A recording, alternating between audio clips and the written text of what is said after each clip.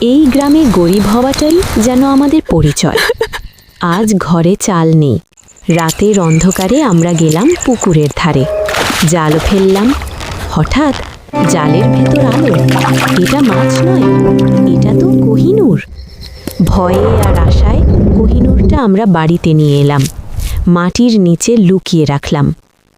পরদিন রাতে লোভ নীরবে হেঁটে এলো। মাটির নিচ থেকে কোহিনূর চুরি হয়ে গেল। সকালে উঠে দেখি সব শেষ। কিন্তু সত্য বেশি দিন লুকিয়ে থাকে না। একটু আলোই সব ফাঁস করে দেয়। সে আমাদের হাতেই ফিরিয়ে দিল কোহিনূর। কোহিনূর পাওয়ার পর আমাদের জীবন বদলে গেল। গরিব থেকে আমরা বড় লোক হয়ে গেলাম।